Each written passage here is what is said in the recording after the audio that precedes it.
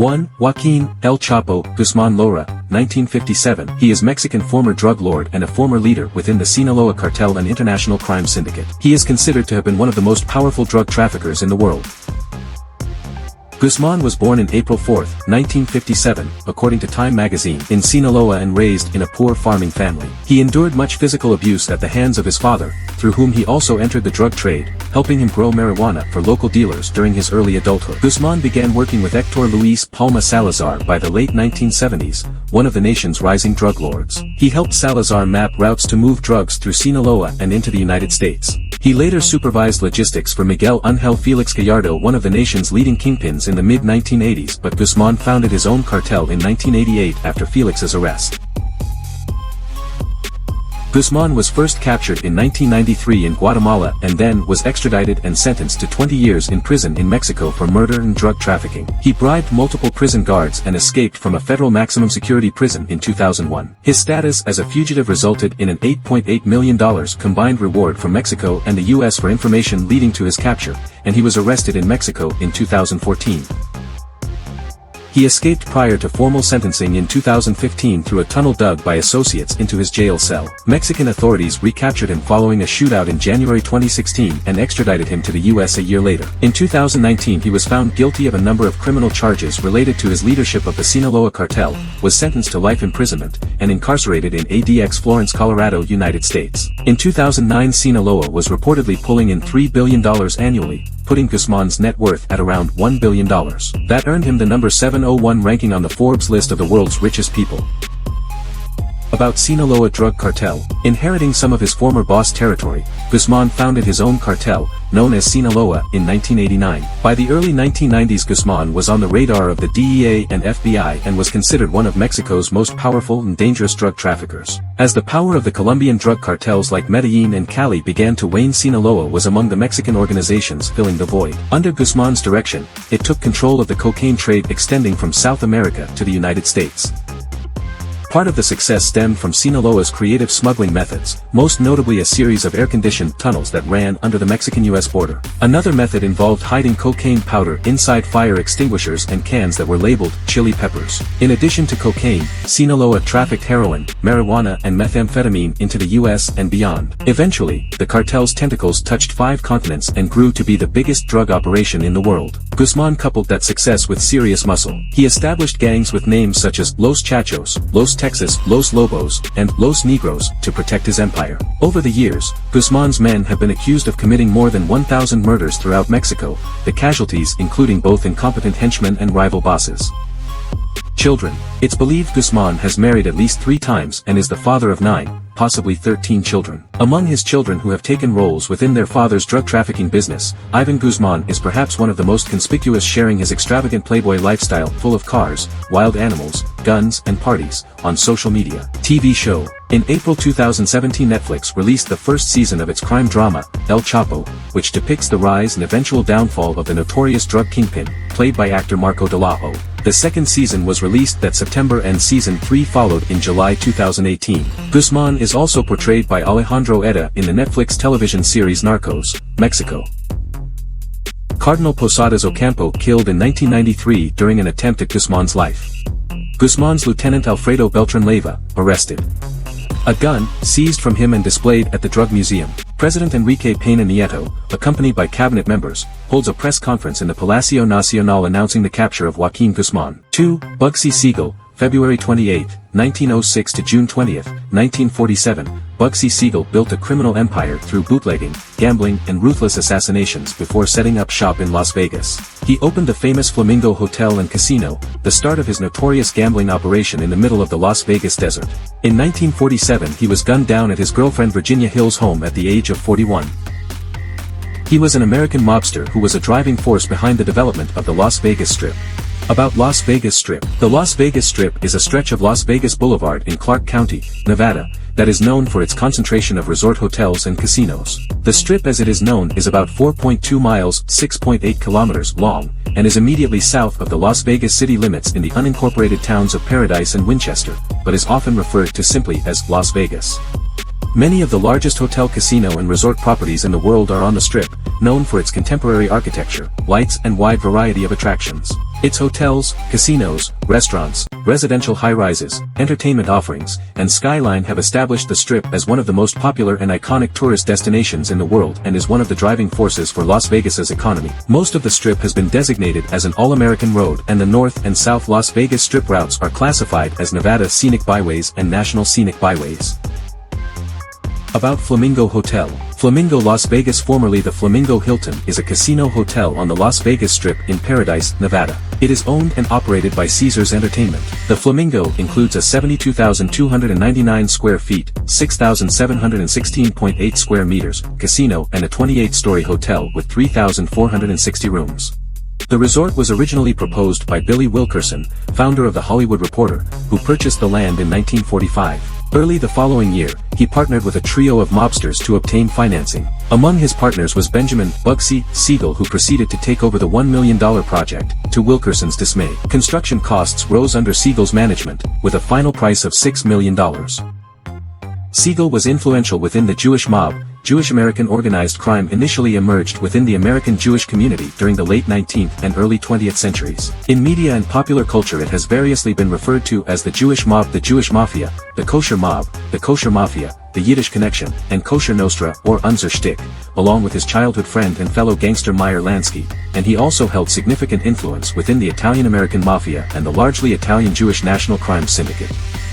Described as handsome and charismatic, he became one of the first front-page celebrity gangsters. Siegel was one of the founders and leaders of Murder Incorporated and became a bootlegger during American Prohibition. About Murder Inc. Murder Incorporated was an organized crime group active from 1929 to 1941 that acted as the enforcement arm of the National Crime Syndicate, a closely connected criminal organization that included the Italian-American Mafia, the Jewish mob, and other criminal organizations in New York City and elsewhere. Murder Incorporated was composed of Jewish and Italian-American gangsters, and members were mainly recruited from poor and working-class Jewish and Italian neighborhoods in Manhattan and Brooklyn. Murder Incorporated was believed to be responsible for between 400 and 1,000 contract killings until the group was exposed in 1941 by former member Abe "Kid Twist" Relis. The 21st Amendment was passed in 1933 repealing Prohibition, and he turned to gambling. In 1936 he left New York and moved to California. His time as a mobster during this period was mainly as a hitman and muscle, as he was noted for his prowess with guns and violence. In 1941 Siegel was tried for the murder of friend and fellow mobster Harry Greenberg, who had turned informant. He was acquitted in 1942. Siegel traveled to Las Vegas, Nevada, where he handled and financed some of the original casinos. He assisted developer William R. Wilkerson's Flamingo Hotel after Wilkerson ran out of funds. Siegel assumed control of the project and managed the final stages of construction. The Flamingo opened on December 26, 1946 in a driving rainstorm, resulting in a poor reception and technical difficulties, and it soon closed. It reopened in March 1947 with a finished hotel, but by then his mob partners were convinced that an estimated $1 million of the construction budget overrun had been skimmed by Siegel's girlfriend Virginia Hill or by both of them. Wife and daughters. Siegel married his childhood sweetheart Esta Krakauer in January 1929 and together they had two daughters, Millicent, who died in 2017, and Barbara. However, Siegel's philandering caused the couple to divorce in 1946, and Esta subsequently moved herself and their daughters out of Beverly Hills and returned to New York. Death. On the night of June 20, 1947, as Siegel sat with his associate Alan Smiley in the Beverly Hills home he leased for his girlfriend reading the Los Angeles Times, an unknown assailant fired at him through the window with a .30 caliber military M1 carbine, hitting him many times, including twice in the head. Some looked upon it as a cowardly approach, bushwhacking the formidable and weapons-proficient Siegel from a distance. No one was charged with killing Siegel and the crime remains officially unsolved. Memorial. Siegel's memorial outside the wedding chapel at the Flamingo. In the Białystok Synagogue on New York's Lower East Side, Siegel is memorialized by a yahrzeit, remembrance, plaque that marks his death date so mourners can say Kaddish for the anniversary. Siegel's plaque is below that of Max Siegel, his father, who died just 2 months before his son. On the property at the Flamingo Las Vegas between the pool and a wedding chapel is a memorial plaque to Siegel. Bugsy Siegel movies. Bugsy is the name of a character played by James Russo in Sergio Leone's 1984 film Once Upon a Time in America. The character may be loosely based on Bugsy Siegel. The 1991 motion picture drama Mobsters, depicting the rise of the Commission, focused on the empire built by enterprising young criminals Lucky Luciano, Christian Slater, Meyer Lansky, Patrick Dempsey, and Bugsy Siegel, Richard Grieco. Bugsy 1991 is a highly fictionalized movie biography of Siegel, featuring Warren Beatty in the title role. 3. Pablo Escobar. December 1, 1949 to December 2, 1993. Pablo Escobar was a Colombian drug lord, narco-terrorist, and politician who was the founder and sole leader of the Medellin cartel. Dubbed the King of Cocaine, Escobar was one of the wealthiest criminals in history, having amassed an estimated net worth of $30 billion by the time of his death, equivalent to $70 billion as of 2022, while his drug cartel monopolized the cocaine trade into the United States in the 1980s and early 1990s. Pablo Escobar, born December 1, 1949, in Rio Negro and raised in Medellin. Escobar studied briefly at Universidad Autónoma Latinoamericana of Medellin but left without graduating. He instead began engaging in criminal activity, selling illegal cigarettes and fake lottery tickets, as well as participating in motor vehicle theft. In the early 1970s he began to work for various drug smugglers, often kidnapping and holding people for ransom. In 1976 Escobar founded the Medellin cartel, which distributed powder cocaine, and established the first smuggling routes from Peru, Bolivia, and Ecuador through Colombia and eventually into the United States. Escobar's infiltration into the U.S. created exponential demand for cocaine, and by the 1980s it was estimated Escobar led monthly shipments of 70 to 80 tons of cocaine into the country from Colombia. As a result, he quickly became one of the richest people in the world, but constantly battled rival cartels domestically and abroad, leading to massacres and the murders of police officers, judges, locals, and prominent politicians. Powder cocaine was manufactured, packaged, and sold by Pablo Escobar and his associates, and eventually distributed to the U.S. drug market. In the 1982 Colombian parliamentary election, Escobar was elected as an alternate member of the Chamber of Representatives as part of the Liberal Party. Through this, he was responsible for community projects such as the construction of houses and football fields, which gained him popularity among the locals of the towns that he frequented. However, Escobar's political ambitions were thwarted by the Colombian and U.S. governments, who routinely pushed for his arrest, with Escobar widely believed to have orchestrated the Avianca Flight 203 and DAS building bombings in retaliation. The Justice Minister Rodrigo Lara Center and presidential candidate Luis Carlos Galán Left were both assassinated by orders of Escobar. In 1991 Escobar surrendered to authorities and was sentenced to 5 years imprisonment on a host of charges, but struck a deal of no extradition with Colombian President Cesar Gaviria, with the ability of being housed in his own, self-built prison, La Catedral. In 1992 Escobar escaped and went into hiding when authorities attempted to move him to a more standard holding facility, leading to a nationwide manhunt. As a result, the Medellin cartel crumbled, and in 1993 Escobar was killed in his hometown by Colombian National Police, a day after his 44th birthday. Escobar funded the M-19 communist guerrilla for the assault of the Colombian Palace of Justice.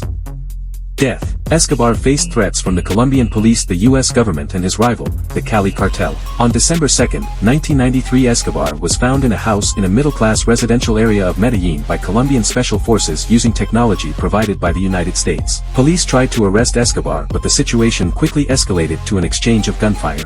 Escobar was shot and killed while trying to escape from the roof. He was hit by bullets in the torso and feet, and a bullet which struck him in the head, killing him. This sparked debate about whether he killed himself or whether he was shot and killed. Members of Search Block celebrate over Escobar's body on December 2, 1993. His death ended a 16-month search effort. Escobar's legacy remains controversial. While many denounce the heinous nature of his crimes, he was seen as a Robin Hood-like figure for many in Colombia, as he provided many amenities to the poor. His killing was mourned and his funeral attended by over 25,000 people. Additionally, his private estate, Hacienda Napoles, has been transformed into a theme park. His life has also served as inspiration for or has been dramatized widely in film, television, and in music. The tomb of Pablo Escobar and family in the Monte Sacro Cemetery, Itagüí. Killing Pablo: The Hunt for the World's Greatest Outlaw 2001 by Mark Bowden relates how Escobar was killed and his cartel dismantled by U.S. Special Forces and Intelligence, the Colombian military, and Los Peeps. Loving Pablo, Hating Escobar 2017 by Virginia Vallejo, originally published by Penguin Random House in Spanish in 2007 and later translated to 16 languages. News of a Kidnapping, original Spanish title, Noticia de un Secuestro, non-fiction 1996 book by Gabriel Garcia Marquez and published in English in 1997. Blow, a 2001 American biographical film based on George Jung, a member of the Medellin cartel, Escobar was portrayed by Cliff Curtis. Escobar Paradise Lost 2014, a romantic thriller in which a naive Canadian surfer falls in love with a girl who turns out to be Escobar's niece. Loving Pablo 2017, Spanish film based on Virginia Vallejo's book Loving Pablo, Hating Escobar, with Javier Bardem as Escobar and Penelope Cruz as Virginia Vallejo. Pablo Escobar with his wife Maria Victoria in 1983. Sebastián Marroquín, born as Juan Pablo Escobar, son of Escobar. 4. Whitey Bulger, September 3, 1929 to October 30, 2018. Whitey Bulger was a prominent figure in Boston's organized crime scene from the 1970s until the mid-90s when he fled the area. Captured in 2011, he was later found guilty of federal racketeering, extortion, conspiracy in 11 murders. Whitey Bulger was an American organized crime boss who led the Winter Hill Gang in the Winter Hill neighborhood of Somerville, Massachusetts, a city directly northwest of Boston.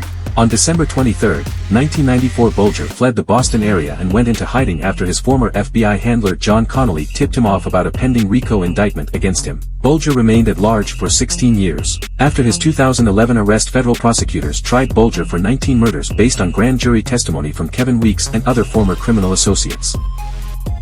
About Winter Hill Gang. The Winter Hill Gang was a loose confederation of organized crime figures in the Boston, Massachusetts, area. It is generally considered an Irish mob organization with most gang members and the leadership consisting predominantly of Irish Americans, though some notable members such as Johnny Martorano are of Italian-American descent.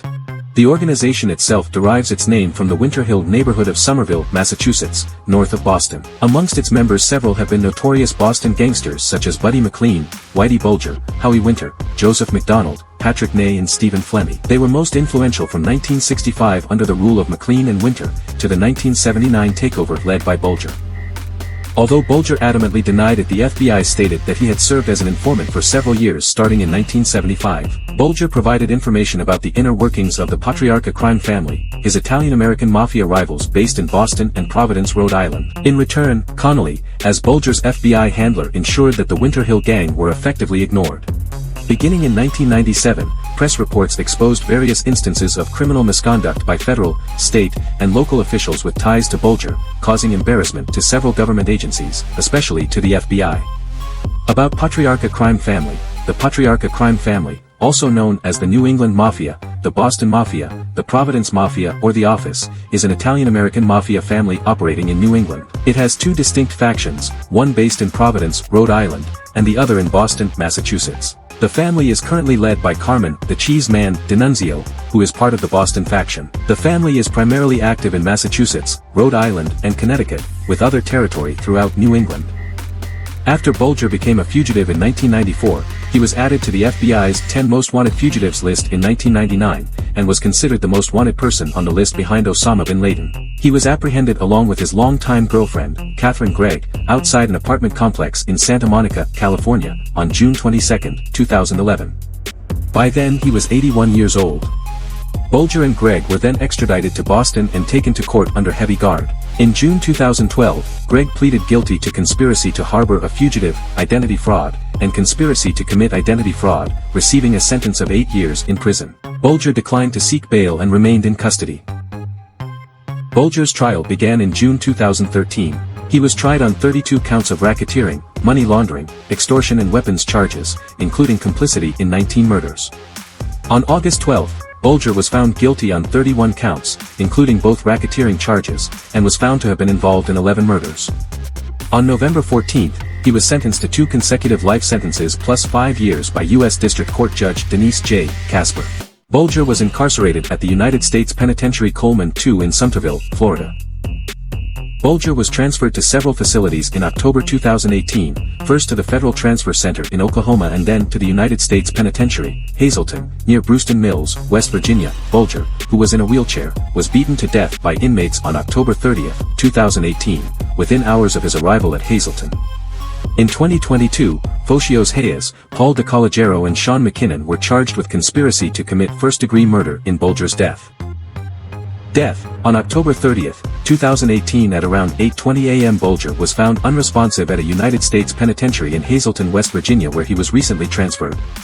Movies. The 2014 documentary film Whitey, United States of America v. James J. Bulger made by Joe Berlinger is based on Bulger's trials. The film Black Mass, released September 18, 2015 in the US, stars Johnny Depp as Bulger and was directed by Scott Cooper. The film's screenplay is based on the 2001 non-fiction book Black Mass, the true story of an unholy alliance between the FBI and the Irish mob by Dick Lair and Gerard O'Neill.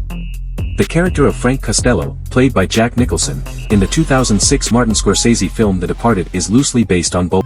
5. John Gotti February 14, 1964 to June 10, 2002, John Gotti, also known as the Teflon Don, was an organized crime leader who became head of the Gambino family. Crime boss John Gotti would face run-ins with the law several times, including a 4-year prison term for manslaughter before becoming head of the Gambino crime family.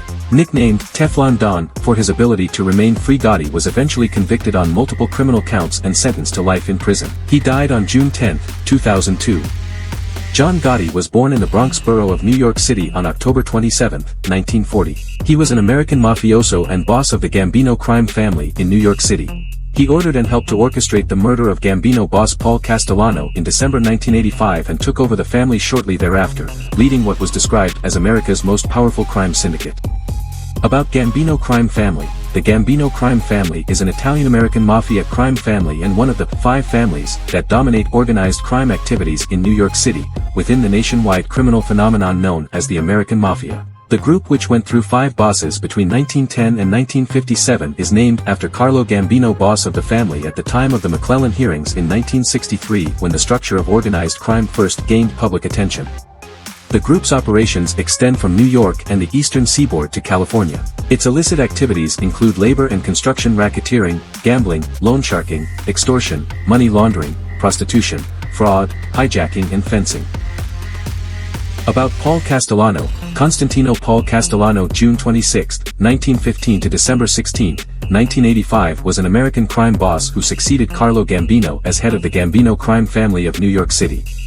Castellano ran the organization from 1976 until his assassination on December 16, 1985. 2 weeks after the murder, Gotti was elected as the new boss of the Gambino family. Gotti and his brothers grew up in poverty and turned to a life of crime at an early age. Gotti quickly became one of the Gambino family's biggest earners and a protege of Aniello Delacroce, the family's underboss, operating out of Ozone Park, Queens. Following the FBI's indictment of members of Gotti's crew for selling narcotics, Gotti began to fear that he and his brother Gene would be killed by Castellano for dealing drugs. As this fear continued to grow and amidst growing dissent over the leadership of the family, Gotti organized the murder of Castellano.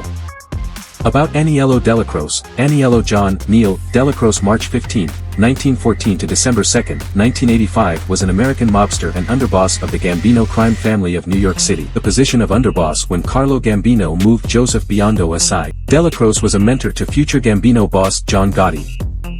At his peak, Gotti was one of the most powerful and dangerous crime bosses in the United States. While his peers generally avoided attracting attention, especially from the media, Gotti became known as the Dapper Don for his expensive clothes and outspoken personality in front of news cameras. He was later given the nickname the Teflon Don after 3 high-profile trials in the 1980s resulted in acquittals, though it was later revealed that the trials had been tainted by jury tampering, juror misconduct and witness intimidation.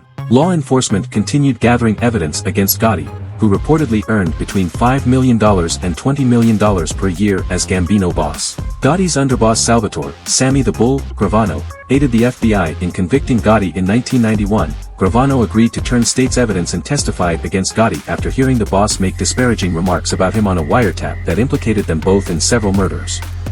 In 1992, Gotti was convicted of 5 murders: conspiracy to commit murder, racketeering, obstruction of justice, tax evasion, illegal gambling, extortion and loan sharking. He received life in prison without parole and was transferred to United States Penitentiary, Marion. In 1998, Gotti was diagnosed with throat cancer and sent to the United States Medical Center for Federal Prisoners in Springfield, Missouri, for surgery. Though the tumor was removed, the cancer was discovered to have returned 2 years later. Gotti died of throat cancer on June 10, 2002 at the United States Medical Center for Federal Prisoners in Springfield, Missouri. According to Anthony "Gaspipe" Casso, the former underboss of the Lucchese crime family, what John Gotti did was the beginning of the end of Cosa Nostra. Film and TV, Getting Gotti, 1994 CBS TV movie, portrayed by Anthony John Dennison. Gotti, 1996 HBO TV movie, portrayed by Armand Asante.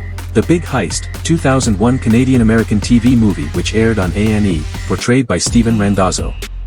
The Wannabe, 2015 film portrayed by Joseph Saravo. Gotti, 2018 theatrical film, portrayed by John Travolta. Get Gotti, 2023 Netflix documentary series. 6. Griselda Blanco Restrepo February 15, 1943 to September 3, 2012. She was a Colombian drug lord who was prominent in the cocaine-based drug trade and underworld of Miami during the 1970s through the early 2000s and who has also been claimed by some to have been part of the Medellin cartel. She was shot dead in Medellin on September 3, 2012 at age of 69. Griselda Blanco engaged in criminal activity at an early age in her native Colombia and eventually built a drug trafficking empire in the United States. Blanco's street smarts and ruthless streak, she's connected to as many as hundreds of murders including her husband's, helped her distribute cocaine from Miami to Southern California in the 1970s and 80s. Her criminal enterprise garnered her such nicknames as the Queen of Cocaine and Godmother of Cocaine. Griselda Blanco Restrepo was born in Cartagena, Colombia, on the country's north coast. Blanco had become a pickpocket before she was a teenager. To escape the sexual abuse of her mother's boyfriend, she ran away from home at the age of 19, resorting to theft for survival in the city center until the age of 20. It is speculated that she may have engaged in prostitution to better support herself financially during this time, although she denied this. Blanco and her first husband, Carlos Trujillo, first started a marijuana dealing enterprise in Colombia. In 1964, after divorcing Trujillo, Blanco illegally entered the United States with fake documentation, under an assumed name. She would end up settling in Queens, New York, with her 3 children and second husband Alberto Bravo, a cocaine smuggler for the Medellin cartel.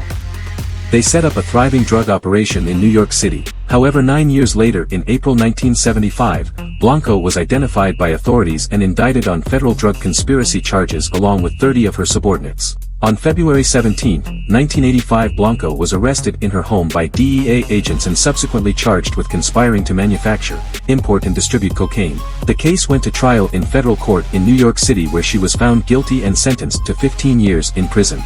While serving her sentence, she was charged with 3 additional counts of first-degree murder by the state of Florida. The prosecution made a deal with one of Blanco's most trusted hitmen, Jorge Ayala, who agreed to testify that Blanco had ordered him to carry out the killings. However, the case collapsed due to technicalities relating to a phone sex scandal between Ayala and 2 female secretaries employed at the state attorney's office. In 1998, Blanco pleaded guilty to 3 counts of second-degree murder and was sentenced to 20 years in prison to run concurrently. In 2002, Blanco, a lifelong cigarette smoker, suffered a heart attack in prison. In 2004, in light of her frail health, she was granted compassionate release from prison in the United States and deported back to Colombia. Death. On September 3, 2012, Blanco and her pregnant daughter-in-law went to the Cardizo butcher shop on the corner of 29th Street in Medellin. As she exited, an assassin on a motorcycle shot her twice in the head, killing her. The act mimicked the assassination style that Blanco practiced during the Miami drug war. Blanco features prominently in the documentary films Cocaine Cowboys 2006 and Cocaine Cowboys 2 2008, also written as Cocaine Cowboys 2, Hustlin' with the Godmother. She was portrayed by Colombian actress Lucis Velázquez in the 2012 television series Pablo Escobar, the Drug Lord, as the character of Graciela Rojas. In the television film Cocaine Godmother 2018 on Lifetime, Blanco was played by Catherine Zeta-Jones.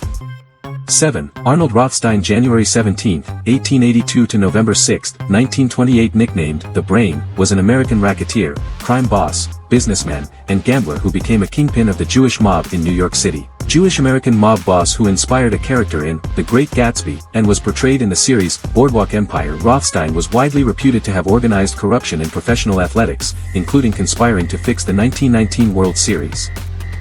Arnold Rothstein was born into a comfortable life in Manhattan, the son of an affluent Ashkenazi Jewish businessman, Abraham Rothstein, and his wife Esther. He worked for a while as a traveling salesman, but when he started hanging out in neighborhood pool halls, he became lured by a life of crime. Rothstein started out small, gambling and acting as a loan shark to the locals, but it wasn't long before he had befriended some high-level politicos, businessmen, and crime figures.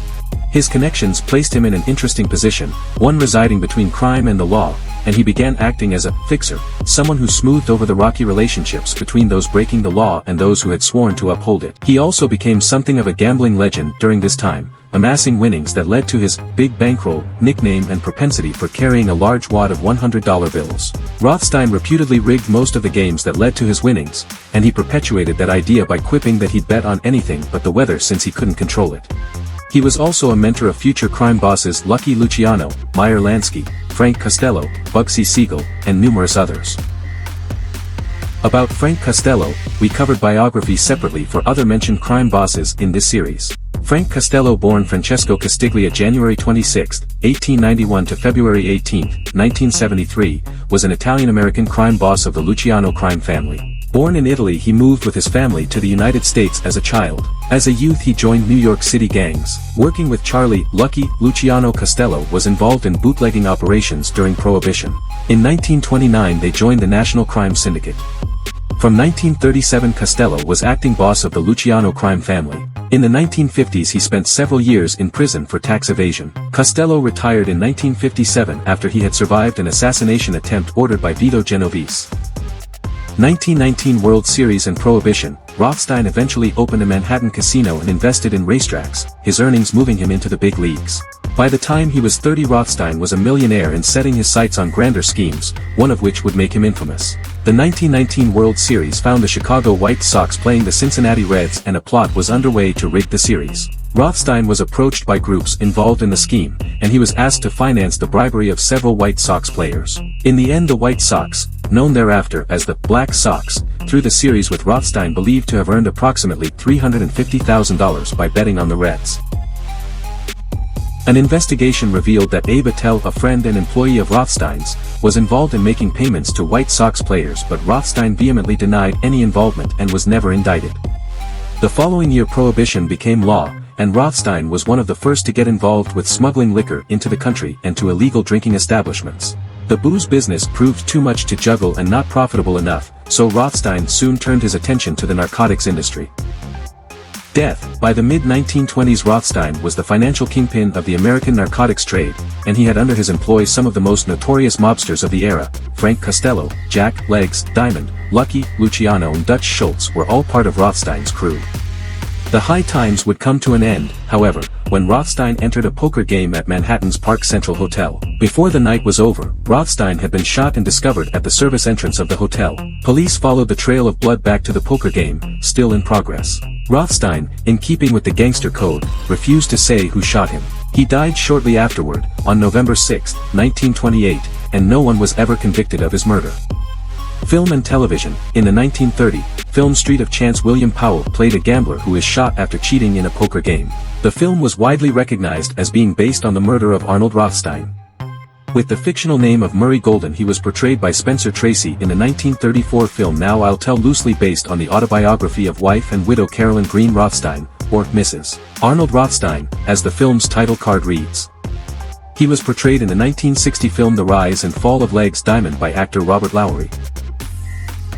In the 1961 film The Big Bankroll, King of the Roaring Twenties, The Story of Arnold Rothstein, by David Jansen. In the 1991 film Mobsters by F. Murray Abraham.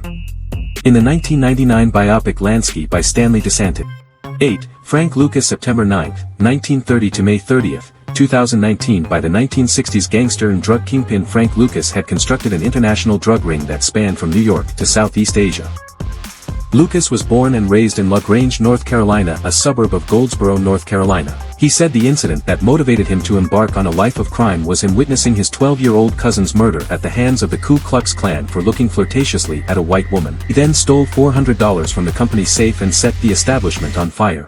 Later, Frank fled to New York City at the behest of his mother, who feared that he would either be imprisoned for life or lynched. Lucas arrived in Harlem in the summer of 1946. People told him to be smart and get a decent job as an elevator operator or doorman at a hotel. But Lucas saw how real money was made on the streets, through illegal gambling and drugs. With each ensuing crime, he became more bold and ruthless. He first robbed a local bar at gunpoint. Then he stole a tray of diamonds from a jewelry store, breaking a guard's jaw with a slug from his brass knuckles. Feeling confident, he brazenly broke into a high-stakes crap game at a local club and robbed all the players. Then, in the summer of 1966, on a crowded sidewalk, Lucas shot a local thug who reneged on a dope deal.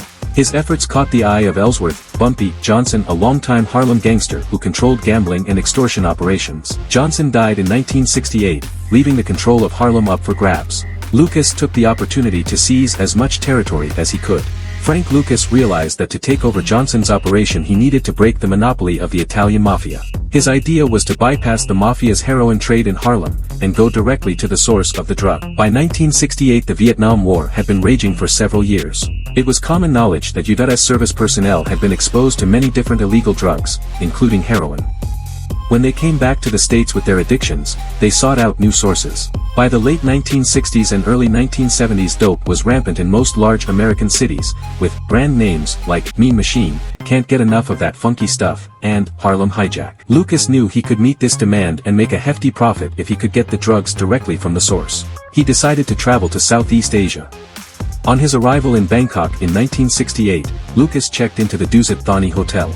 There he met Leslie Ike Atkinson at Jack's American Bar, a rest and relaxation hangout for African American soldiers. Atkinson ran the bar and was well connected with many U.S. Army soldiers in Southeast Asia, often supplying them with drugs on demand. Atkinson agreed to supply Lucas with the heroin, but Lucas wanted to see the operations for himself.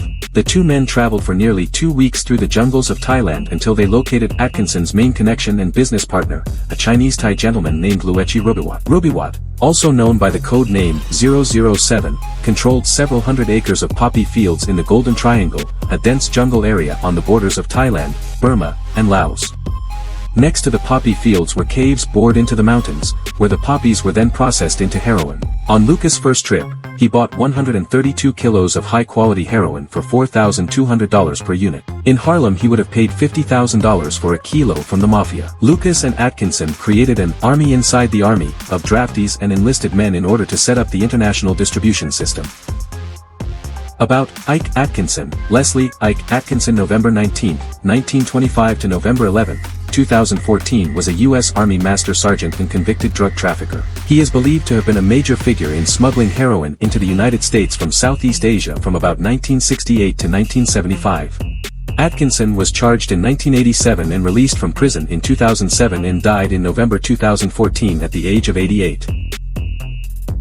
About Golden Triangle. The Golden Triangle is a large, mountainous region of approximately 200,000 square kilometers, 77,000 square miles, in northeastern Myanmar, northwestern Thailand, and northern Laos, centered on the confluence of the Ruak and Mekong rivers.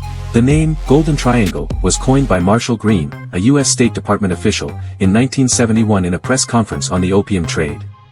Today, the Thai side of the river confluence, Sop Ruak, has become a tourist attraction with an opium museum, a hall of opium, and a Golden Triangle Park, and no opium cultivation. Lucas' wife, Julie Farate, was also convicted for her role in her husband's criminal enterprise and spent 5 years in prison. After she was released, the couple lived separately for some years, and Farate moved back to Puerto Rico. After several years, however, they reconciled, and according to a December 2007 Village Voice article, had been married for 40 years at the time. Lucas fathered 7 children. Lucas Sinclair entered the Witness Protection Program with Lucas in 1977. He started a website, Yellow Brick Road, containing resources for the children of imprisoned parents. Lucas was known to be eclectic in his religious preferences, having converted to the Catholic faith while at prison in Elmira, which he stated he did because the prison chaplain assisted inmates being released on parole. He had Baptist affiliations as well. In 1976 Lucas was convicted of drug trafficking and sentenced to 70 years in prison, but after becoming an informant, he and his family were placed in the Witness Protection Program. In 1981, his federal and state prison sentences were reduced to time served plus lifetime parole. In 1984 he was convicted on drug charges, and was released from prison in 1991. In 2012 he pled guilty to attempting to cash a $17,000 federal disability benefit check twice, and because of his age and poor health, received sentence of 5 years probation. In his last years Lucas was confined to a wheelchair due to a car accident that broke his legs. Lucas died at the age of 88 on May 30, 2019 in Cedar Grove, New Jersey. Films, American Gangster 2007. Lucas' life was dramatized in the Universal Pictures crime film American Gangster 2007, in which he was portrayed by Denzel Washington. Lucas was often on set during the filming, providing advice on how he carried his gun, for example. In an interview with MSNBC, Lucas expressed his excitement about the film and amazement at Washington's portrayal, though he admitted only a small portion of the film was true, much of it fabricated for narrative effect. The Many Saints of Newark 2021. Lucas appears as a minor supporting character in the Warner Brothers. Pictures New Line Cinema HBO Films co-production The Many Saints of Newark 2021. The film, a prequel to the HBO crime drama series The Sopranos, features Lucas, Oberon Ka-Ajpong, giving advice to upcoming mobster Harold McBrayer, Leslie Odom Jr. 9. Ronnie Kray, October 24, 1933 to March 17, 1995. With his identical twin Reggie, gangster Ronnie Kray ruled the streets of London's East End in the 1950s and 1960s. Ronnie Kray, October 24, 1933 to March 17, 1995, and Reggie Kray, October 24, 1933 to October 1, 2000, were English organized crime figures and identical twin brothers from Haggerston, who were prominent from the late 1950s until their arrest in 1968. Their gang, known as the Firm, was based in the Bethnal Green where the Kray twins lived. They were involved in murder, armed robbery, arson, protection rackets, gambling, and assaults. At their peak in the 1960s, they gained a certain measure of celebrity status by mixing with prominent members of London society, being photographed by David Bailey and interviewed on television. Ronald and Reginald Kray were born on October 24, 1933 in Haggerston, East London, to Charles David Kray, a wardrobe dealer. As a youth, Ronnie Kray showed some talent as a boxer. He eventually graduated to crime with his twin brother Reggie Kray. The pair became legendary crime bosses in London during the 1960s. Ronnie was only stopped by his 1968 arrest for murder. The following year, he was convicted and spent the rest of his life in prison. As the 1950s progressed, Ronnie had taken up a broad range of criminal activities, ranging from extortion to arson. He and his brother had their own gang known as the Firm. His hands-on approach to taking care of business landed him some time behind bars. He was convicted of grievous bodily harm in the late 1950s. While in prison, he was labeled insane, and later diagnosed with paranoid schizophrenia. Ronnie and Reggie had another brush with the law in 1965. Both brothers were arrested in connection with their efforts to shake down a Soho club owner, but they were later acquitted in this case. In the East End, Ronnie and Reggie were known for being generous to their community. The pair were also famous for their sharply tailored suits and celebrity connections. One of their clubs, Esmeralda's Barn, attracted a glittering clientele that included actors George Raft and Joan Collins. Ronnie also made an influential friend in Lord Robert Boothby, a British Conservative politician with whom he may have had a sexual relationship. Imprisonment. Scotland Yard's Inspector Leonard "Nipper" Reed spent years working to bring the Kray twins to justice. When they were convicted in 1969, the judge told them, "In my view, society has earned a rest from your activities," according to the Telegraph newspaper. Because of his mental illness, Ronnie was sent to Broadmoor, a hospital for the criminally insane. He later shared the details of his life in his shared memoir with Reggie called Our Story 1988 and in his own autobiography My Story 1994. Ronnie considered himself to be bisexual and married twice while behind bars. Death and legacy. Ronnie suffered a heart attack at Broadmoor Hospital on March 15, 1995 and died 2 days later at the age of 61 at Wexham Park Hospital in Slough, Berkshire. Reggie was allowed out of prison in handcuffs to attend the funeral. Charlie Kray, Ronnie and Reggie's older brother, was released from prison in 1975 after serving 7 years of his 10-year sentence for his role in their gangland crimes. Charlie was sentenced to 12 years imprisonment in 1997 for conspiracy to smuggle cocaine in an undercover drug sting. He died in prison of natural causes on April 4, 2000, aged 72, with Reggie allowed out of prison to attend his older brother's funeral. During his incarceration, Reggie Kray became a born-again Christian. He was diagnosed with terminal bladder cancer in 2000. He was released from Wayland Prison on August 26, 2000 on compassionate grounds at the direction of Home Secretary Jack Straw. Reggie died from terminal cancer aged 66 on October 1, 2000. The final weeks of his life were spent with his wife of 3 years, Roberta, in a suite at the Townhouse Hotel at Norwich, after he left the Norfolk and Norwich Hospital on September 22, 2000. 10 days after his death, he was buried beside his brother Ronnie in Chingford Mount Cemetery. During the funeral, crowds of thousands lined up to applaud. Film. The Kray's 1990 film biopic starring Spandau Ballet's Gary Kemp as Ronnie and Martin Kemp as Reggie. Legend 2015, a biopic starring Tom Hardy as both Ronnie and Reggie. The Rise of the Krays 2015, a low-budget film starring Simon Cotton as Ronnie and Kevin Leslie as Reggie. The Fall of the Krays 2016, a low-budget sequel to the earlier 2015 film again starring Simon Cotton as Ronnie and Kevin Leslie as Reggie. Code of Silence 2021, focusing on Leonard "Nipper" Reed's final effort to get the Kray brothers convicted, starring Ronan Summers as both Ronnie and Reggie.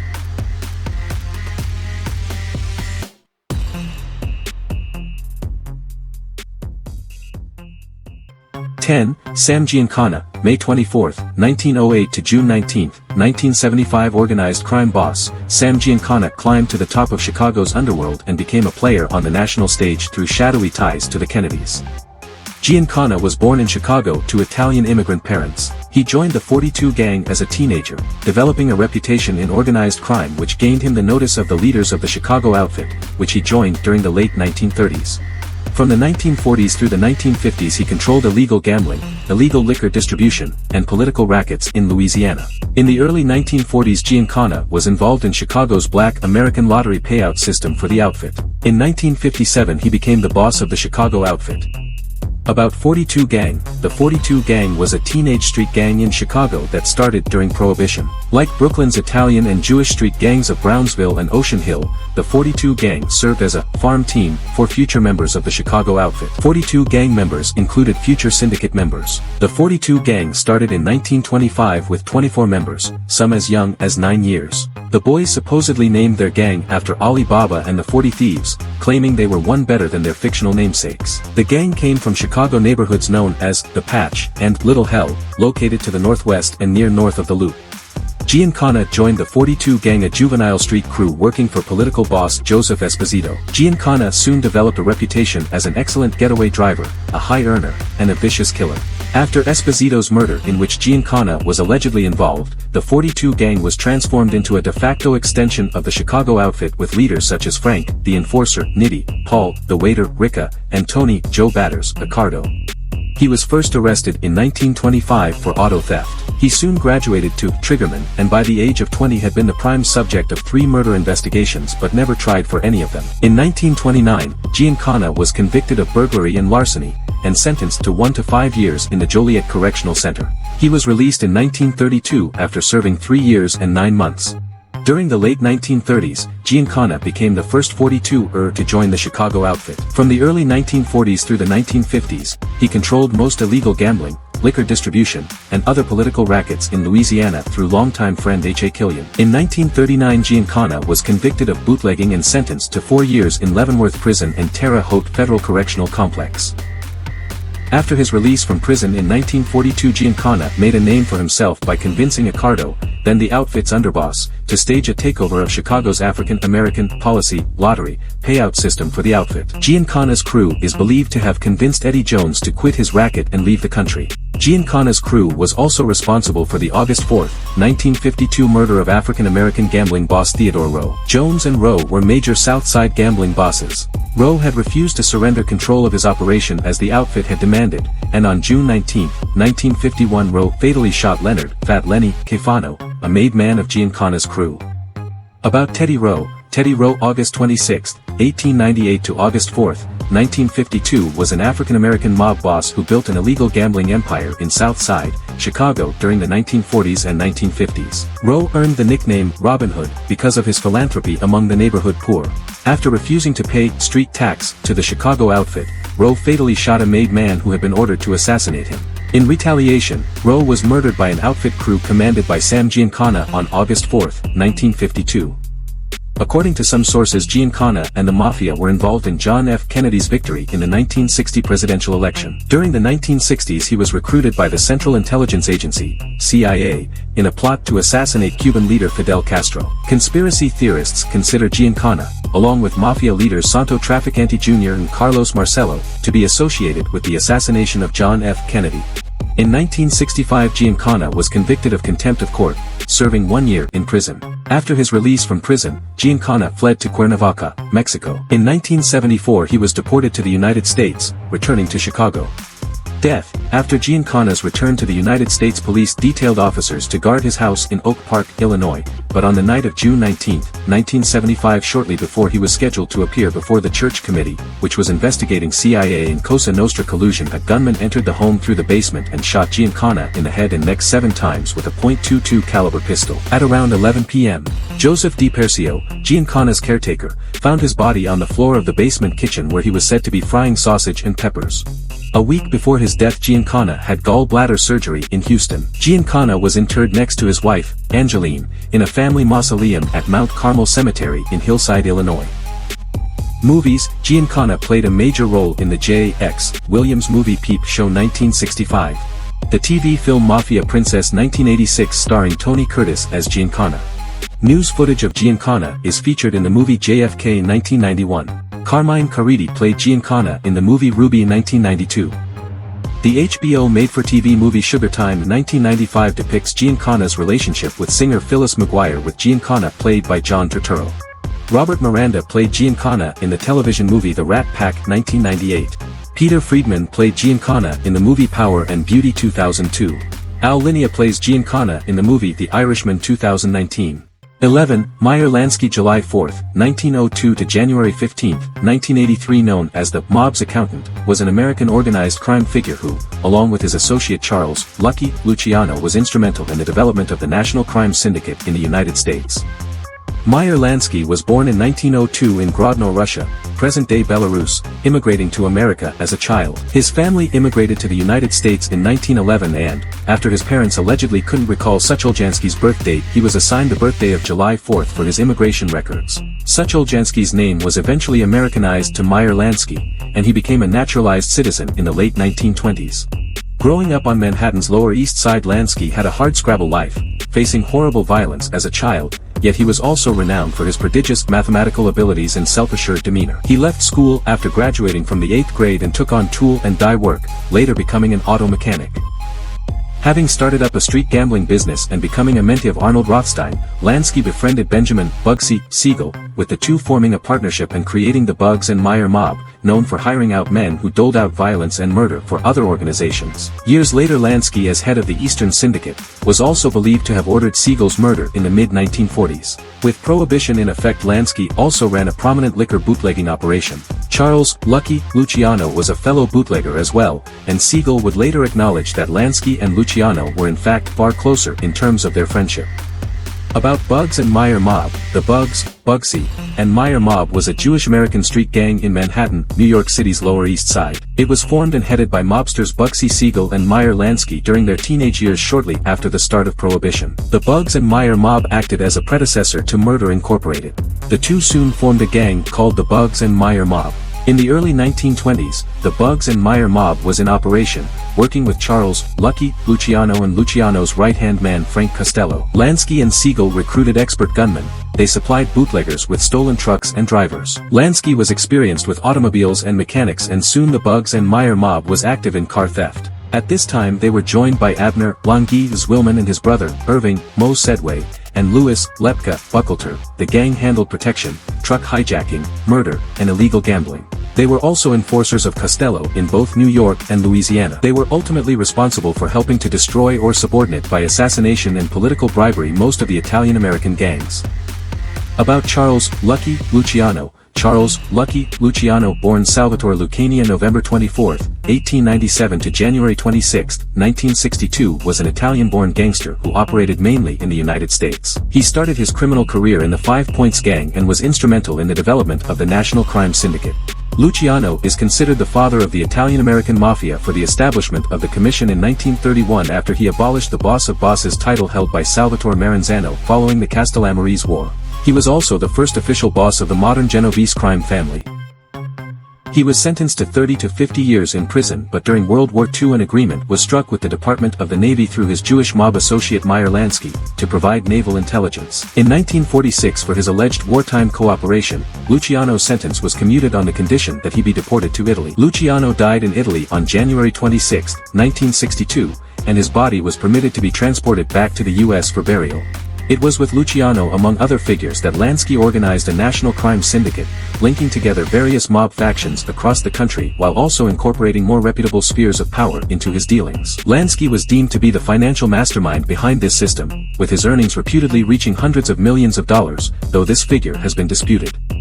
A member of the Jewish mob, Lansky developed a gambling empire that stretched around the world. He was said to own points, percentages, in casinos in Las Vegas, Cuba, the Bahamas, and London. Lansky had a strong influence with the Italian-American Mafia. He played a large role in the consolidation of the criminal underworld by introducing money laundering and offshore banking in 1932 used in the 1950s for cash from the heroin trade. The full extent of this role has been the subject of some debate, as Lansky himself denied many of the accusations against him. Despite nearly 50 years as a member/participant in organized crime, Lansky was never found guilty of anything more serious than illegal gambling. He has a legacy of being one of the most financially successful gangsters in American history. Before he fled Cuba, Lansky was said to be worth an estimated $20 million, equivalent to $184 million in 2023. When he died in 1983, his family learned that his estate was worth only around $57,000, equivalent to $174,371 in 2023. Lansky retired in Miami and spent his last 10 years quietly at his home in Miami Beach, Florida. He died of lung cancer on January 15, 1983, aged 80, leaving a widow and 3 children. Film: the character Hyman Roth, portrayed by Lee Strasberg, and certain aspects of the main character Michael Corleone from the film The Godfather Part 2 1974, are based on Lansky. In fact, shortly after the premiere in 1974, Lansky phoned Strasberg and congratulated him on a good performance. Strasberg was nominated for an Oscar for his role, but added, "You could have made me more sympathetic." Maximilian Max Berkovich, the gangster played by James Woods in Sergio Leone's 1984 film Once Upon a Time in America, was inspired by Lansky. In the 1990 Sidney Pollack film Havana starring Robert Redford, Mark Rydell plays Lansky. In the 1991 film Bugsy, a biography of Benjamin Siegel, Lansky is a major character, and played by Ben Kingsley, who was nominated for the Academy Award for Best Supporting Actor for his performance. In the 1991 film Mobsters, he is played by Patrick Dempsey. In the 2002 film Undisputed, there is a character called Mendy Ripstein who reveals that he worked for Meyer Lansky. In the 2005 film The Lost City, which presents a fictionalized account of Lansky's involvement in Cuba, Meyer Lansky is portrayed by Dustin Hoffman. In the 2015 film Legend, Meyer Lansky is referred to many times and sends associate Angelo Bruno, played by Chaz Palminteri, to London. In the 2021 film Lansky, based on Lansky's life, Harvey Keitel portrays the aging gangster while John Magaro portrays him during his younger years. In the HBO series Boardwalk Empire, 2010 to 2014, Meyer Lansky is played by British actor Anatole Youssef in all 5 seasons. In the 2013 TNT series Mob City, Meyer Lansky is played by Patrick Fischler. Jeff Brain plays a younger Lansky in a flashback sequence. 12. Alphonse Gabriel Capone, January 17, 1899 to January 25, 1947. Sometimes known by the nickname Scarface, was an American gangster and businessman who attained notoriety during the Prohibition era as the co-founder and boss of the Chicago outfit from 1925 to 1931. His 7-year reign as a crime boss ended when he went to prison at the age of 33. Capone was born in New York City in 1899 to Italian immigrants. He joined the 5 Points Gang as a teenager and became a bouncer in organized crime premises such as brothels. In his early 20s, Capone moved to Chicago and became a bodyguard and trusted factotum for Johnny Torrio, head of a criminal syndicate that illegally supplied alcohol, the forerunner of the outfit, and was politically protected through the Unione Siciliana. A conflict with the North Side Gang was instrumental in Capone's rise and fall. Torrio went into retirement after North Side gunmen almost killed him, handing control to Capone. Capone expanded the bootlegging business through increasingly violent means, but his mutually profitable relationships with Mayor William Hale Thompson and the Chicago Police Department meant he seemed safe from law enforcement. About 5 Points Gang. The 5 Points Gang was a criminal street gang of primarily Irish-American origins based in the 5 Points of Lower Manhattan, New York City, during the late 19th and early 20th century. Paul Kelly, born Paolo Antonio Vaccarelli, was an Italian-American who founded the 5 Points Gang. It included some who later became prominent criminals in their own right, including Johnny Torrio, Al Capone, and Lucky Luciano. About Paul Kelly, born Francesco Paolo Antonio Vaccarelli, December 23, 1876 to April 3, 1936, was an Italian-born American mobster, who founded the 5 Points Gang in New York City. He had started some brothels with prize money earned in boxing. 5 Points Gang was one of the last dominant street gangs in New York history. Kelly recruited young, poor men from the ethnically diverse immigrant neighborhoods of Lower Manhattan. The 5 Points Gang included some who later became prominent criminals in their own right, including Johnny Torrio, Al Capone, Lucky Luciano, Meyer Lansky, and Frankie Yale. At the peak of his criminal career, Kelly was ranked by the New York Times in 1912 as, perhaps the most successful and the most influential gangster in New York history. Kelly was said to support election of Democratic Tammany Hall politicians with his gang's activities at elections. About John Donato Torrio. John Donato Torrio, born Donato Torrio, Italian, January 20, 1882 to April 16, 1957 was an Italian-born American mobster who helped build the Chicago outfit in the 1920s, later inherited by his protege Al Capone. Torrio proposed a national crime syndicate in the 1930s and later became an advisor to Lucky Luciano and his Luciano crime family. Torrio had several nicknames, primarily the Fox, for his cunning and finesse. The U.S. Treasury official Elmer Eyre considered him the biggest gangster in America and wrote, "He was the smartest and I dare say, the best of all the hoodlums." Best, referring to talent, not morals. Virgil W. Peterson of the Chicago Crime Commission stated that his talents as an organizational genius were widely respected by the major gang bosses in the New York City area. Capone apparently reveled in attention such as the cheers from spectators when he appeared at baseball games. He made donations to various charities and was viewed by many as a modern-day Robin Hood. However, the St. Valentine's Day Massacre, in which 7 gang rivals were murdered in broad daylight, damaged the public image of Chicago and Capone, leading influential citizens to demand government action and newspapers to dub Capone public enemy number 1. About St. Valentine's Day Massacre. The St. Valentine's Day Massacre was the murder of 7 members and associates of Chicago's North Side Gang on St. Valentine's Day in 1929. The men were gathered at a Lincoln Park, Chicago garage on the morning of February 14, 1929. They were lined up against a wall and shot by 4 unknown assailants, 2 of whom were disguised as police officers. The murders resulted from the competition for control of organized crime in the city during Prohibition between the largely Irish North Siders, headed by George "Bugs" Moran, and their largely Italian Chicago outfit rivals led by Al Capone. Federal authorities became intent on jailing Capone and charged him with 22 counts of tax evasion. He was convicted of 5 counts in 1931. During a highly publicized case, the judge admitted as evidence Capone's admissions of his income and unpaid taxes, made during prior, and ultimately abortive, negotiations to pay the government taxes he owed. He was convicted and sentenced to 11 years in federal prison. After conviction, he replaced his defense team with experts in tax law, and his grounds for appeal were strengthened by a Supreme Court ruling, but his appeal ultimately failed. Capone showed signs of neurosyphilis early in his sentence and became increasingly debilitated before being released after almost 8 years of incarceration. Death. Due to his failing health, Capone was released from prison on November 16, 1939 and referred to Johns Hopkins Hospital in Baltimore for the treatment of syphilitic paresis. Because of his unsavory reputation, Johns Hopkins refused to treat him, but Baltimore's Union Memorial Hospital did. Capone was grateful for the compassionate care that he received and donated 2 Japanese weeping cherry trees to Union Memorial Hospital in 1939.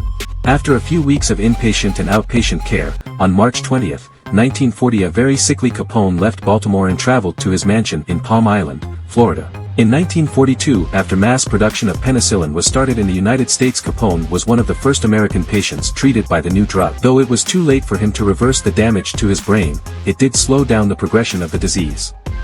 In 1946, his physician and a Baltimore psychiatrist examined him and concluded that Capone had the mentality of a 12-year-old child. He spent the last years of his life at his Palm Island mansion, spending time with his wife and grandchildren. On January 21, 1947, Capone had a stroke. He regained consciousness and started to improve, but contracted bronchopneumonia. He suffered a cardiac arrest on January 22 and on January 25, surrounded by his family in his home, died after his heart failed as a result of apoplexy. Al Capone is a 1959 biographical crime drama film directed by Richard Wilson. Jose Calvo in Du Mafiosi contro Al Capone 1966. Jason Robards in the St. Valentine's Day Massacre 1967. Ben Gazzara in Capone 1975. Robert De Niro in Brian De Palma's Elliot Ness biopic The Untouchables 1987. Ray Sharkey in The Revenge of Al Capone 1989. Eric Roberts in The Lost Capone 1990. Titus Welliver in Mobsters 1991. Michael Katsahilis in The Making of the Mob, Chicago 2016. Cameron Gary in Timeless 2017. Milo Gibson in Gangsterland 2017. Tom Hardy in Josh Trank's biopic Capone. 13. Charles Lucky Luciano November 24, 1897 to January 26, 1962. Lucky Luciano was an Italian-born American mobster best known for engineering the structure of modern organized crime in the United States.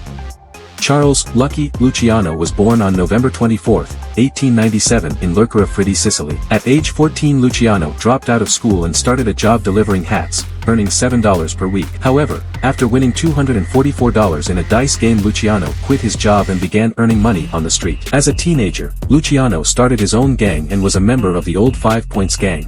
Unlike other street gangs whose business was petty crime, Luciano offered protection to Jewish youngsters from Italian and Irish gangs for 10 cents per week. He was also learning the pimping trade in the years around World War I. Luciano met Meyer Lansky as a teenager, when Luciano attempted to extort Lansky for protection money on his walk home from school. Luciano respected the younger boy's defiant responses to his threats, and the two formed a lasting partnership.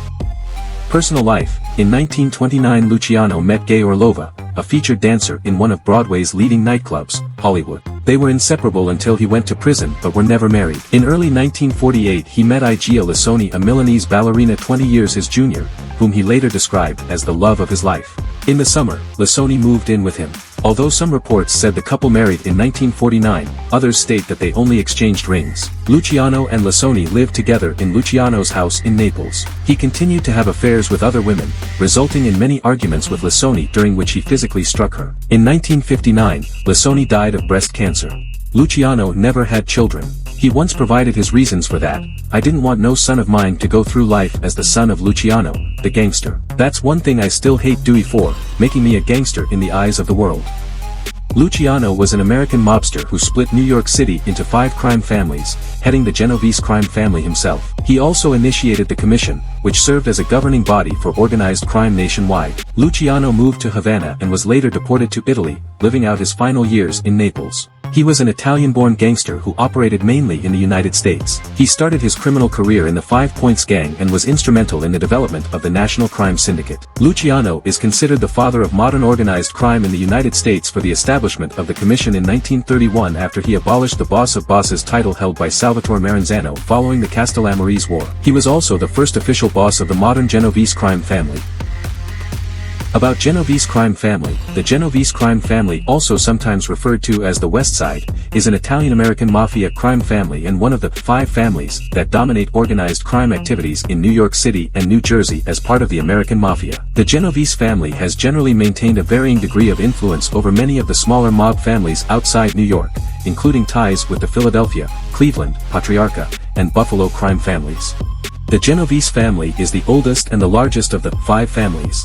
Finding new ways to make money in the 21st century, the family took advantage of lax due diligence by banks during the housing bubble with a wave of mortgage frauds. Prosecutors say loan shark victims obtained home equity loans to pay off debts to their mob bankers. The family found ways to use new technology to improve on illegal gambling, with customers placing bets through offshore sites via the internet. In 1936 Luciano was tried and convicted for compulsory prostitution and running a prostitution racket after years of investigation by District Attorney Thomas E. Dewey. He was sentenced to 30 to 50 years in prison, but during World War II an agreement was struck with the Department of the Navy through his Jewish mob associate Meyer Lansky to provide naval intelligence. In 1946 for his alleged wartime cooperation, his sentence was commuted on the condition that he be deported to Italy. It is not clear how Luciano earned the nickname Lucky. It may have come from surviving a severe beating and throat slashing by 3 men in 1929 as the result of his refusal to work for another mob boss. The nickname may also be attributed to his gambling luck, or to a simple mispronunciation of his last name. From 1916 to 1936 Luciano was arrested 25 times on charges including assault, illegal gambling, blackmail and robbery, but spent no time in prison. It is also not clear how his surname came to be rendered Luciano. This too may have been the result of persistent misspellings by newspapers. By 1925 Luciano was grossing over $12 million per year, and made a personal income of about $4 million per year from running illegal gambling and bootlegging operations in New York that also extended into Philadelphia. Death. On January 26, 1962 Luciano died of a heart attack at Naples International Airport. He had gone to the airport to meet with American producer Martin Gosch about a film based on his life. To avoid antagonizing other mafia members, Luciano had previously refused to authorize a film, but reportedly relented after the death of his longtime lover, Gia Lissoni. After the meeting with Gosch, Luciano had a heart attack and died. He was unaware that Italian drug agents had followed him to the airport in anticipation of arresting him on drug smuggling charges. 3 days later, 300 people attended a funeral service for Luciano in Naples. His body was conveyed along the streets of Naples in a horse-drawn hearse. With the permission of the U.S. government, Luciano's relatives took his body back to New York for burial. He was buried in St. John's Cemetery in Middle Village, Queens. More than 2,000 mourners attended his funeral. Gambino, Luciano's longtime friend, gave his eulogy. In 1998 Time characterized Luciano as the criminal mastermind, among the top 20 most influential builders and titans of the 20th century. Films, Marked Woman 1937, fictionalized version of Dewey's successful prosecution of Luciano. The Dewey character was played by Humphrey Bogart and the Luciano character was played by Eduardo Cianelli. Deported 1950, a story based about a character based on Luciano and played by Jeff Chandler. The Valachi Papers 1972, Luciano was portrayed by Angelo Infanti. Lucky Luciano 1973, Luciano was portrayed by John Maria Volant. Lepka 1975, Luciano was portrayed by Vic Tabak. Brass Target 1978, Luciano was portrayed by Lee Montague. The Cotton Club 1984, Luciano was portrayed by Joe D'Alessandro. Mobsters 1991, Luciano was portrayed by Christian Slater. Bugsy 1991, Luciano was portrayed by Bill Graham. Billy Bathgate 1991, Luciano was portrayed by Stanley Tucci. Hoodlum 1997, Luciano was portrayed by Andy Garcia. Lansky 2021, Luciano was portrayed by Shane McRae.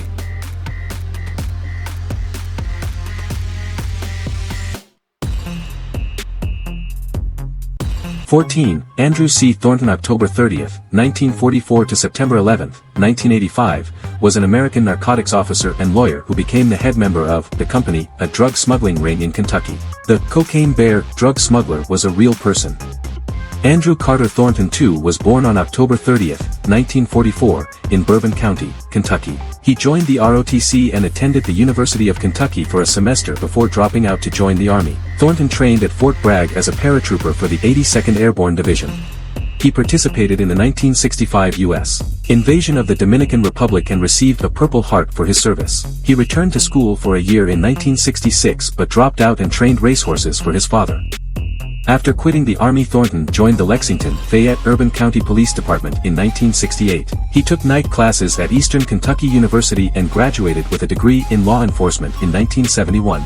He became a member of the Lexington Police Department's narcotics squad in the early 1970s and worked on narcotics investigations with the Louisville Office of the Drug Enforcement Administration. During his time with the police, Thornton was a part-time student at the University of Kentucky College of Law, earning a law degree in 1976.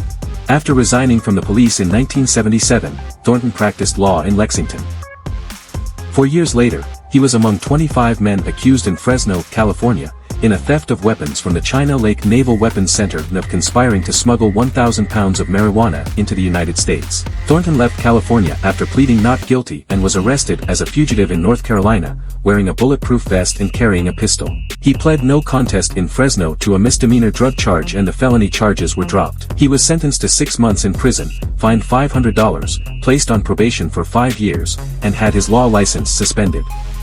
Death. On September 11, 1985, while on a smuggling run from Colombia, Thornton and a partner jumped from his autopiloted Cessna 404 after dumping packages of cocaine off near Blairsville, Georgia, U.S. Thornton became caught in his parachute and ended up in a free fall to the ground. His body was found by 85-year-old Fred Myers, in the gravel driveway of Myers's home in Knoxville, Tennessee. The plane crashed over 60 miles, 97 kilometers, away in Hayesville, North Carolina. At the time of his death, Thornton was wearing a bulletproof vest and expensive Italian shoes, and in possession of night vision goggles, a green army duffel bag containing approximately 35 kilograms, 75 pounds, of cocaine valued at $15 million, $4,500 in cash, 6 1-ounce, 31.1 g, gold Krugerrands, knives, and 2 pistols. 3 months later, a dead black bear was a 175-pound 79-kilogram female American black bear, later known as the cocaine bear, that had apparently overdosed on cocaine dropped by Thornton, was found in the Chattahoochee National Forest. Legacy. The story of Thornton was examined in Dominic Dunn's Power, Privilege, and Justice and in Sally Denton's The Bluegrass Conspiracy. Thornton was also detailed in a Discovery Channel double-length episode of the FBI Files named Dangerous Company in 2003. His death also served as the inspiration for the story arc of Season 4 of FX Network's Justified. The beginning of Episode 1 features a flashback to 1983 in which a man falls to his death, parachute still attached, with bricks of cocaine scattered around his body. The bag that had carried the cocaine becomes the focus of a mystery roughly 30 years later. The story also inspired the film Cocaine Bear, released in February 2023. Thornton is played by Matthew Rhys. 15. Semyon Mogilevic. The grand don of world crime bosses has to be Semyon Mogilevic of Russia. His nicknames include Brainy Don and Boss of Bosses. Some observers see him more as the Russian mob's top banker rather than a boss. He's been on the FBI's top 10 most wanted fugitives list since 2009, and the $100,000 reward for information leading to his arrest still stands. Semyon Yudkovich Mogilevic, Ukrainian-born June 30, 1946, is a Jewish Ukrainian-born Russian organized crime boss that he graduated in economics from the University of Lviv. He quickly built a highly structured criminal organization, in the mode of an American mafia family. Many of the organization's 250 members are his relatives. He is described by agencies in the European Union and United States as the boss of all bosses of most Russian mafia syndicates in the world. He is believed to direct a multi-billion-dollar international criminal empire and is described by the Federal Bureau of Investigation, FBI, as the most powerful and dangerous gangster in the world, with immense power and reach at a global scale, and connections to prominent government, military, and law enforcement officials, and powerful politicians around the world. He has been accused by the FBI of weapons trafficking, contract murders, extortion, drug trafficking, and prostitution on an international scale. Mogilevic's nicknames include Don Semyon and the Brainy Don, because of his business acumen. According to U.S. diplomatic cables, he controls Rosukraenergo, 8, a company actively involved in Russia-Ukraine gas disputes.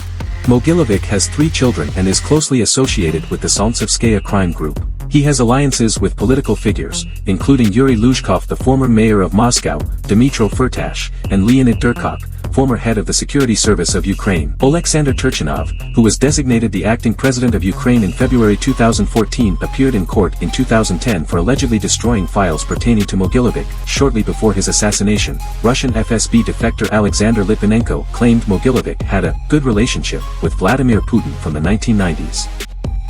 On October 22, 2009, the FBI named Mogilevic as the 494th fugitive to be placed on the 10 most wanted list. The Bureau removed him from the list in December 2015, indicating that he no longer met list criteria, for reasons relating to living in a country with which the United States does not maintain an extradition treaty. According to FBI reports, Mogilevic had alliances with the Camorra, in particular with Salvatore De Falco, a lower echelon member of the Giuliano clan. Mogilevic and De Falco would have held meetings in Prague in 1993. About Camorra. The Camorra is an Italian mafia-type criminal organization and criminal society originating in the region of Campania. It is one of the oldest and largest criminal organizations in Italy, dating to the 17th century. The Camorra's organizational structure is divided into individual groups called clans. Every capo or boss is the head of a clan, in which there may be tens or hundreds of affiliates, depending on the clan's power and structure. The Camorra's main businesses are drug trafficking, racketeering, counterfeiting, and money laundering. It is also not unusual for Camorra clans to infiltrate the politics of their respective areas.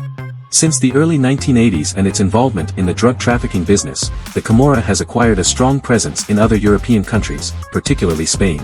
Usually, Camorra clans maintain close contact with South American drug cartels, which facilitates the arrival of drugs in Europe.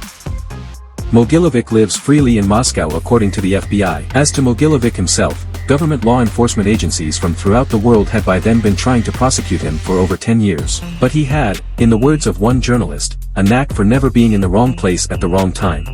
On April 6, 2022, the Bureau refreshed its effort to apprehend Mogilevic, working in tandem with United States Department of State. The State Department's Transnational Organized Crime Rewards Program now offers a reward of up to $5 million for information leading to the arrest and/or conviction of Mogilevic.